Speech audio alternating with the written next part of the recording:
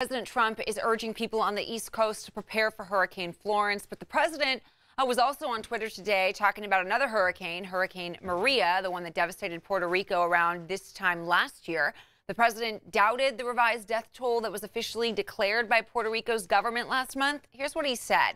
Look at this tweet here. 3,000 people, he said, did not die in the two hurricanes that hit Puerto Rico. When I left the island after the storm had hit, they had anywhere from 6 to 18 deaths. As time went by, it did not go up by much. Then, a long time later, they started to report really large numbers like 3,000. This was done by the Democrats in order to make me look as bad as possible when I was successfully raising billions of dollars to help rebuild Puerto Rico. If a person died for any reason, like old age, just add them onto the list. Bad politics. I love Puerto Rico. Now, these tweets follow the president's glowing reviews on the administration's handling of Hurricane Maria. Earlier this week, he called the response to Maria, quote, incredibly successful. ABC 10's Lilia Luciano breaks down today's comments from the president to separate fact from fiction. This morning, the president denied the death toll of Hurricane Maria in Puerto Rico, claiming a politically motivated conspiracy theory just to hurt him. So let's break this down. He said 3,000 people did not die in the two hurricanes that hit Puerto Rico. When I left the island after the storm hit, they had anywhere from 6 to 18 deaths. First of all, when the president left the island, 95% of the island was still without power. And the destroyed infrastructure made it difficult to access certain areas in the island, impeding a proper count. Within a week, the official death toll was 45.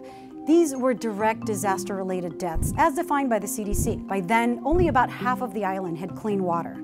Drinking contaminated water after the storm, that killed people. Losing access to medication or medical treatments like dialysis, that killed people. Suffering from psychosocial stress, which led to a 30% increase in suicides in the island in 2017, those are real deaths. The worsening of chronic conditions like asthma and heart disease as a result of the storm. Exposure to hazardous environments, that all killed people. These are just some of the categories listed as indirectly related disaster deaths by the CDC, all to be counted within the death toll. That 3,000 number came from a George Washington University study that was careful in using government data, census data, CDC and World Health Organization guidelines. They conducted interviews with those involved in accounting for the deaths to come up with a conservative number of 2,975, lower than the number of deaths that a prior Harvard study released in May.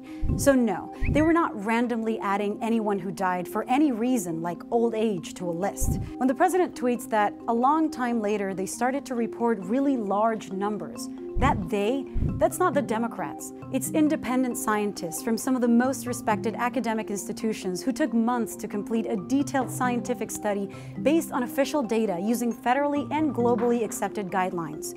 Not to make the president look as bad as possible, as his tweet reads, but to educate the government and institutions of Puerto Rico. Ultimately, as stated on the goals of the study, to protect the life and health the next time around. Finally, the president tweeted that he was raising billions of dollars for Puerto Rico.